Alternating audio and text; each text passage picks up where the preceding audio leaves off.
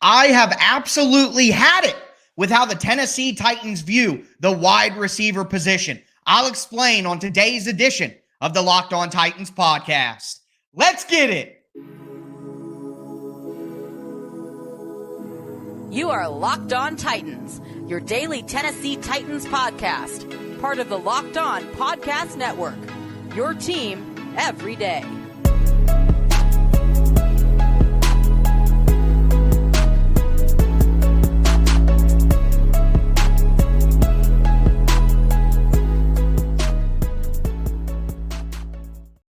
Welcome to the Locked On Titans podcast. I am your host, Tyler Rowland. Titans fans, I am so annoyed with the Titans and their wide receiver position right now, a day after the Tennessee Titans declined to tender Nick Westbrook-Ikhine. They bring him back on a one-year deal. I'm going to dive into my frustrations with that. We're also going to talk about what the starting offensive line looks like right now, and I'll give my end of the first week of free agency recap of the Titans signings to cap things off. Before we get into it, do want to thank you guys for making the Locked On Titans podcast your first listen every day. Remember, Monday through Friday, Tennessee Titans content all year round on all platforms. Make sure that you get subscribed, stay subscribed for free Tennessee Titans content Monday through Friday all year round. It's the Locked On Titans podcast, part of the Locked On Podcast Network, where it's your team every day. Woo, I'm struggling up front here, but I also want to tell you this episode of Locked On Titans is brought to you by the all-new, all-electric 2023 Nissan Ariya, the Nissan Ariya, the EV for the people who love to drive. Learn more at nissanusa.com. And I got to tell you, I'm struggling to get through the intro here because I'm so frustrated, all right?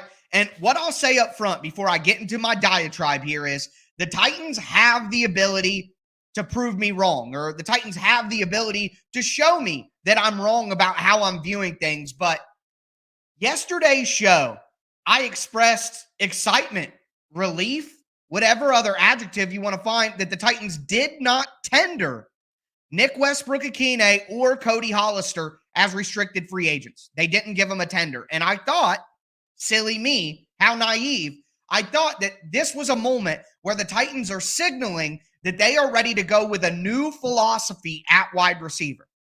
But no, I was wrong, because on Thursday, the Titans brought Nick Westbrook-Ikhine back on a one-year deal. Now, got to get this out of the way up front. How much is it going to cost?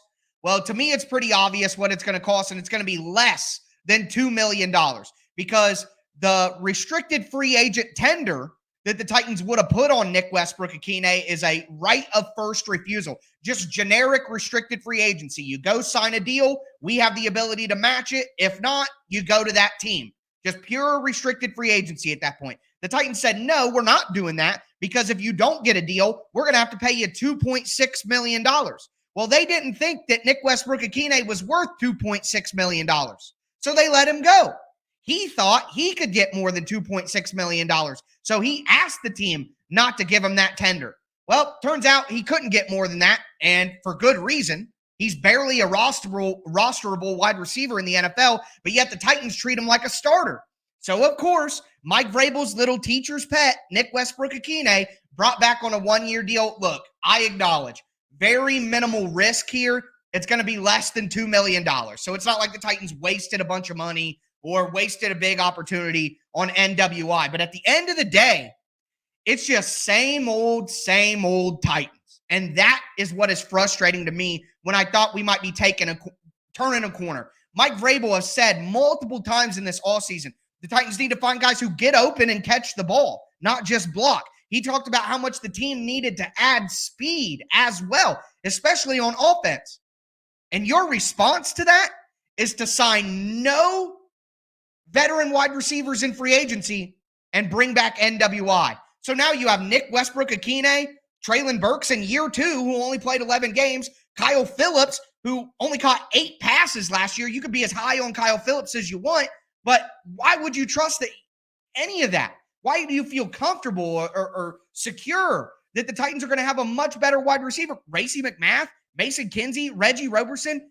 I mean, Here's what it comes down to for me. Here's an analogy for you. You guys have all watched sports movies. You've watched a movie like The Replacements, like what's the baseball movie where The Bench Warmers, the Keanu Reeves movie that I liked a lot. Love It When You Call Me Big Papa. I can't think of it right now. My friends would absolutely roast me for not being able to remember it. But Mike Vrabel coaches like he's a plucky, upstart, underdog, little league team. And yeah, we don't need all those guys with talent. We don't need the most talent. We're going to have guys who work hard, who hustle, who love the team, who play to the whistle, who play physical. We're going to have guys with all the intangibles, and that is going to beat all of the talent that you have. That is not how life works. In life, talent wins. In life, the villains win. There are no heroes in real life, in the world we live in, okay? This is not the movies. The plucky underdog team with no talent doesn't win in real life, all right? March Madness is going on. We're going to see some upsets, of course. But does Cinderella win the title? No. Duke, Kansas, Villanova, North Carolina, they win the title. That's what happens at the end in real life. So I'm just super frustrated. And look, the Titans could go out, sign another veteran wide receiver. The Titans could go out and trade for a good veteran wide receiver like Brandon Cooks or,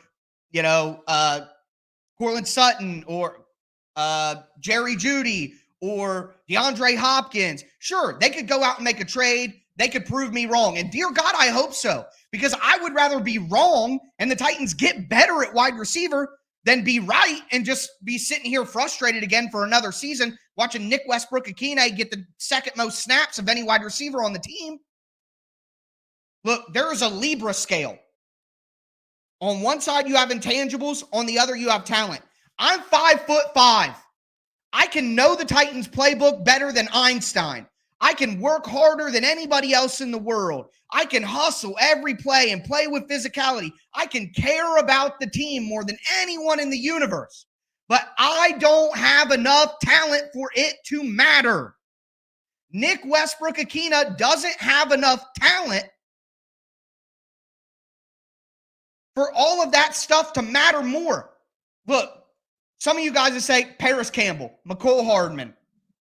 Some of these other guys with speed are more concerned. DJ Chark missed 5 games in the middle of the year last year or more. Paris Campbell had injuries to start the beginning of his career. McCole Hardman only played in 8 games last year. You guys are going to get in there and tell me about the risk of injuries. What about the risk of having a wide receiver play as much as NWI who's not good? He's a practice squad wide receiver at minimum, a special teams player. And the Titans ask him year after year to be a starter, and they're doing it again. You can add a wide receiver at number 11. You can add 2 wide receivers in the draft. But that doesn't make this wide receiver group any better than bottom 10 in the NFL. Bringing back Nick Westbrook-Ikhine is just another sign that it's same old Titans, and Mike Vrabel refuses to get out of movie little league coach status and actually get some talent on this team. Get some talent at wide receiver. Because look, if Paris Campbell, McCole Hardman, DJ Chark, Darius Slayton, whatever, if those guys get hurt, then you'll probably have to play a backup wide receiver. But if you stick with Nick Westbrook-Ikhine over guys like that, you are already playing a backup wide receiver in NWI. So the downside of taking the risk on those kind of guys is the reality that the Titans are choosing. Again, the Titans could prove me wrong by going out and making a big trade for a veteran wide receiver. They could prove me wrong by going out and signing another veteran. But Chark is visiting the Panthers. Campbell signed with the Giants. Darius Slayton got a deal. Okay, you didn't want to pay money for the top of the market guys. I get it. I'm not asking you to go out and get Jacoby Myers or asking you to go out and get Odell Beckham or asking you to go out and get some of the top names at the market. I'm not asking for Juju Smith-Schuster. I wanted a value veteran worth a couple $1 million on a 1-year deal just to give you some speed and some talent.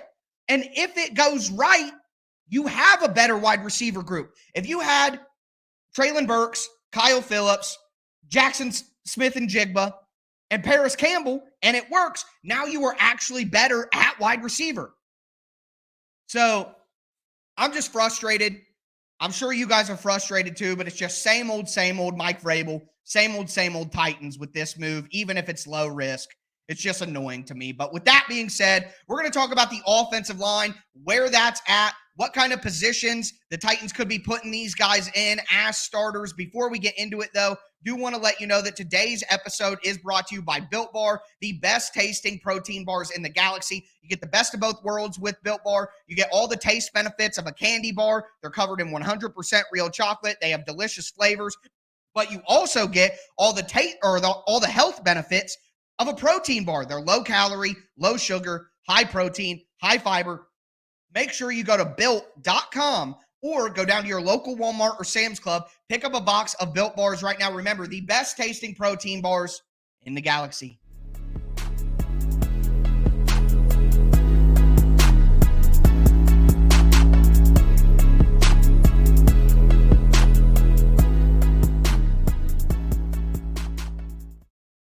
Titans fans, we are going to continue today's edition of the Locked On Titans podcast. I had to take a drink. I had to wipe the sweat off my brow. I'm frustrated, man. I'm frustrated by this. And look, a lot of you guys are going to get into the comments and say, oh, Nick Westbrook-Ikhine is a depth wide receiver. Why are you so upset about wide receiver 5 or wide receiver 4? We thought that Nick Westbrook-Ikhine was wide receiver 4 or was wide receiver 5 the last 2 years. And guess what? He wasn't. He ended up being a top 3 wide receiver on the team, a top 2 wide receiver in snaps. So now the Titans are going into the season without a Julio Jones, without a Treylon Burks and Kyle Phillips. The Titans don't even have wide receivers right now that can get injured that would allow NWI to have an elevated role. They are choosing NWI to have that elevated role from the start. It's just absurd. It's just absurd to me. You could have brought in Nick Westbrook-Ikhine on a $1 million, it'd probably be 1.8, 1.9 million, 1.6, somewhere in there. You could have brought him in on that deal and brought in a valid veteran wide receiver that makes sense. And if that veteran wide receiver with risk gets hurt, you got NWI anyways. So it's just incredibly perplexing to me that Mike Vrabel hasn't learned from his own mistakes and learned from his own words. He's told us they need to get faster. They need to get guys that get open and catch the ball. Nick Westbrook-Ikhine ran like a 4.68 40-yard dash coming out of college. It's been years since then. He's been one of the slowest wide receivers in the NFL for a long time. Oh, he's 6'2", 6'3". He's a big body. He should be able to do big physical wide receiver stuff. All right, the guy can block, but he was ranked 140th in contested catch rate in 2022. 140th. 30% of his contested catch opportunities did he make a catch. He got targeted 50 times and caught 25 passes.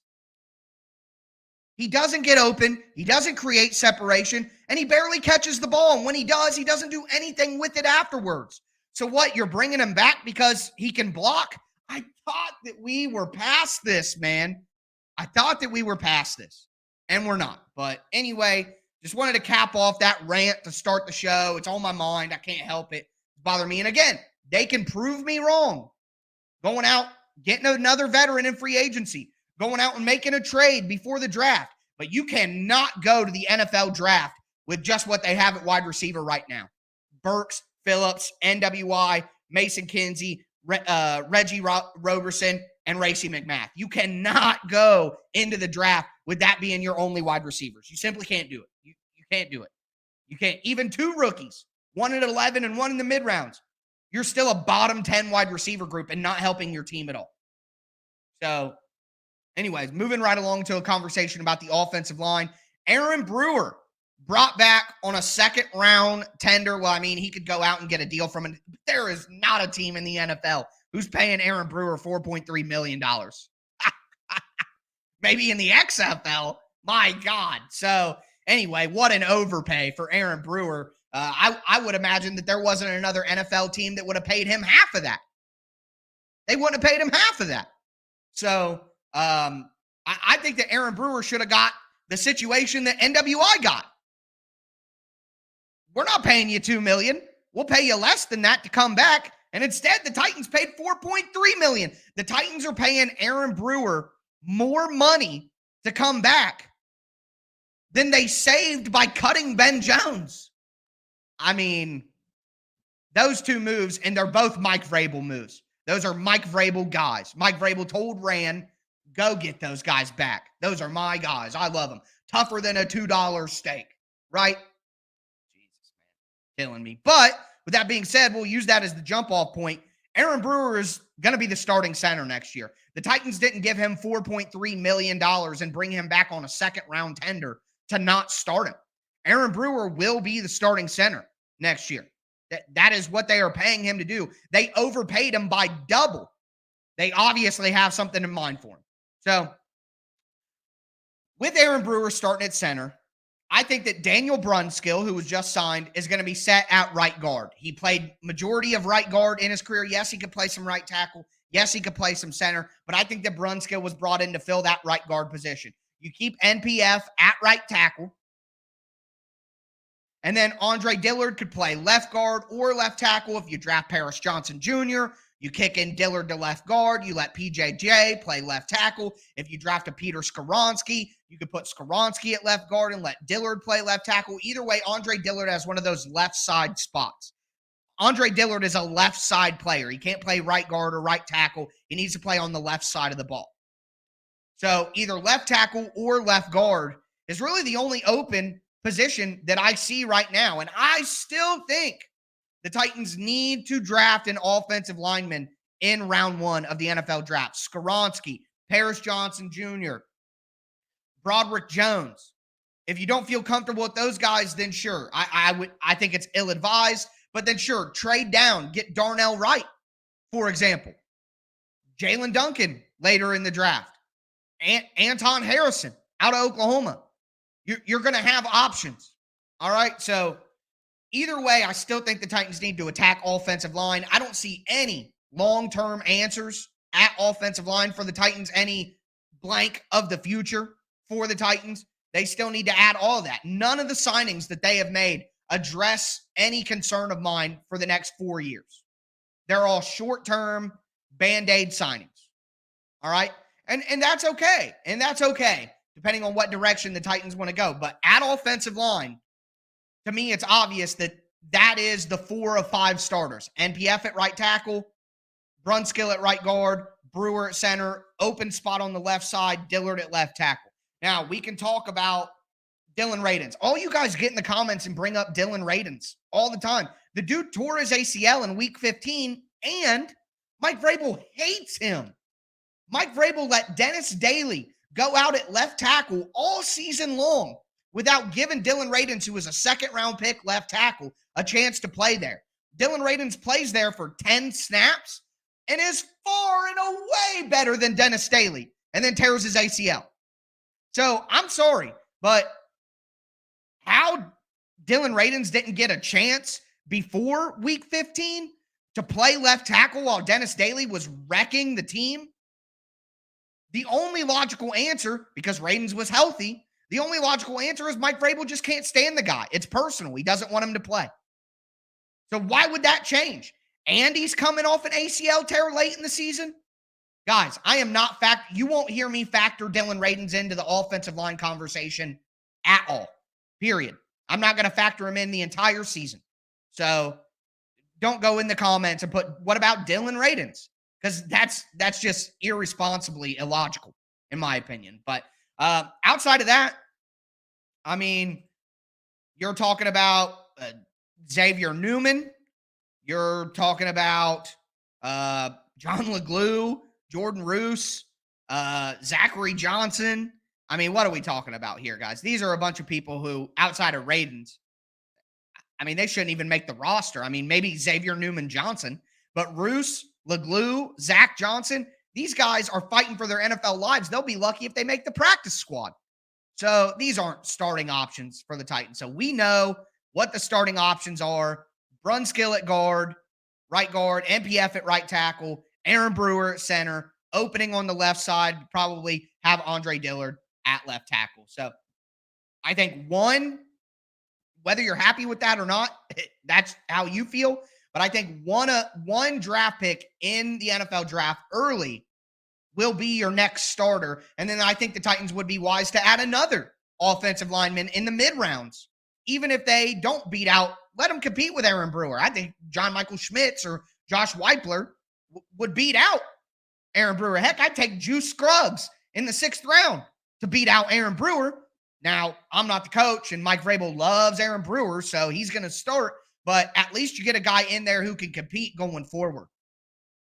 So that's where the offensive line is. Right now, I still think they need 2 draft picks added, probably done in vet free agency for the offensive line, though. But with that in mind, I'm just going to give a general synopsis on my feelings of what the Titans have done in free agency so far. Before we get into that, I do want to let you know that today's episode is brought to you by FanDuel. FanDuel is America's #1 sportsbook. And look, the NFL season is over, obviously, but the NBA season is at the best point possible. And right now, new customers get a no-sweat first bet up to $1,000. That's bonus bets back, even if your first bet doesn't win. So download the FanDuel Sportsbook app. It's safe, secure, super easy to use. If you don't want to bet on the NBA, it's March Madness, baby. Go in there. Check it out. You can bet money line, point spread, how many points a guy is going to score, how many three-pointers a guy is going to drain. And my favorite thing is single game parlays, where you can combine a bunch of those individual bets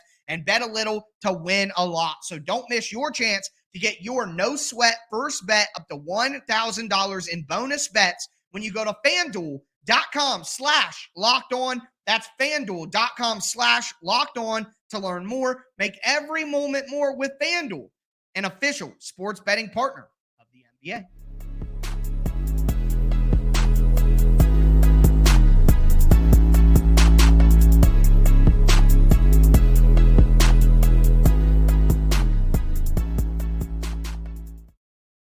Titans fans, we are going to cap off today's edition of the Locked On Titans podcast. I'm just going to give a general, summary of my feelings on the first week of free agency for the Titans. Before we get into it, do want to thank you guys again for making the Locked On Titans podcast your first listen every day. Throw a thumbs up on the video. If you're watching right now, it goes a long way to help the channel. I definitely do appreciate it. Show is free. All I ask for in return is the press of a button. But now for your second listen, make sure you check out the Locked On NFL Scouting podcast. This is a brand new podcast. You got Joe Marino. He was actually one of the co-founders of the Draft Network, so he knows his stuff. And then Kyle Krabs as well, who is absolutely fantastic. They're going to take you through what it takes to build a successful NFL franchise every Monday through Friday. Find Locked On NFL Scouting with the Draft Dudes wherever you get your podcast, and it's on YouTube as well.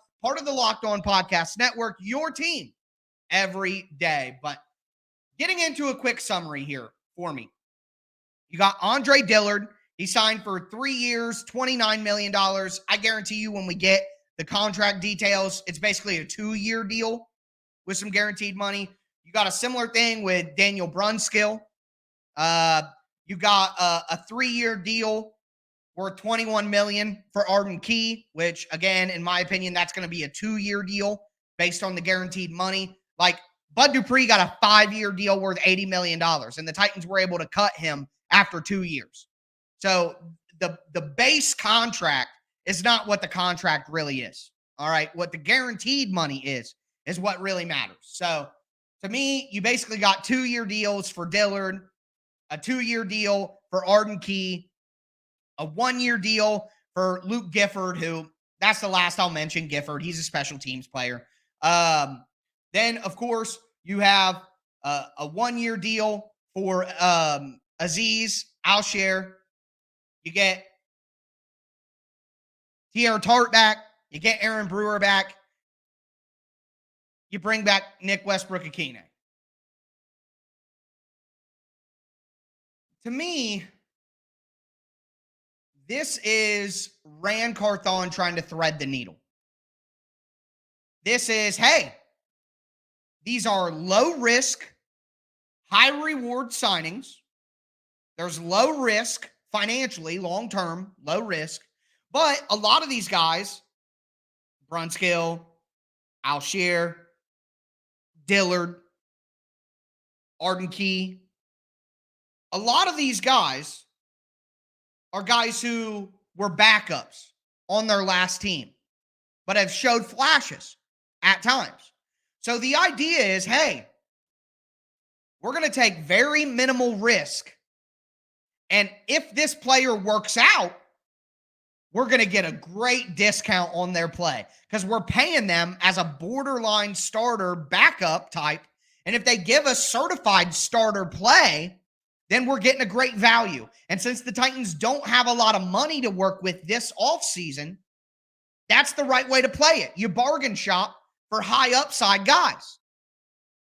Now, you have high reward, you have low risk, but what's the realistic outcome in the middle?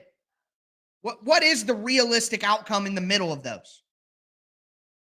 That these guys are just okay, and the Titans don't get a lot better.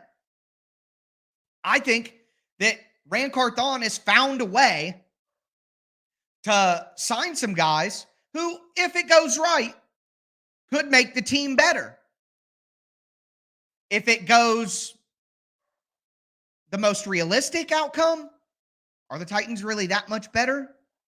Daniel Brunskill, I like the signing, but Andre Dillard, we're talking about guys who haven't been certified starters. So while I'm high on some of the moves that they made, and I think a Brunskill or an Arden Key could actually turn out to be starting level players,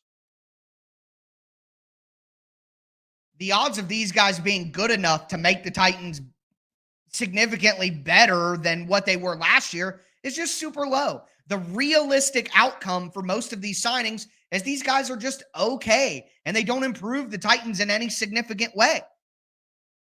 So to me, this offseason so far has been, hey, how can we take as little risk as possible of putting our future money in jeopardy while still trying to field a somewhat competitive team? And if it does work, then we're more competitive than we expected, and we got great values on contracts, and awesome. If it doesn't work, we're not screwed money-wise in the future, and we set ourselves up for a much better draft pick. So right now, Ran Carthon is trying to thread the needle to where, hey, I tried to make the team better. We tried with the limited resources we had. We tried to make the team better, while also knowing that there's a chance that the more realistic outcomes are these guys don't move the needle at all, and the Titans are the same or maybe even a little worse next year. So I guess it's how I came in with the Titans' first signing. It's how I'm leaving out of the last signing of the week.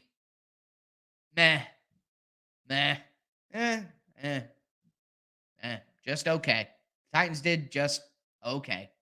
But with that being said, I'm going to get out of here. This is my last show for the week, but if the Titans make big moves over the weekend, not Saturday night, I got some really important personal stuff going on Saturday night. Very excited about. Going to go celebrate my birthday and some other things as well.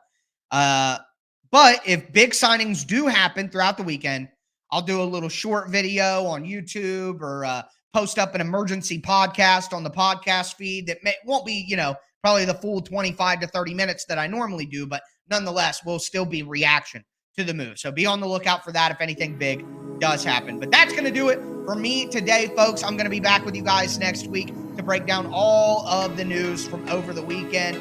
I am your host, Tyler Rowland, and this was Locked On Titans.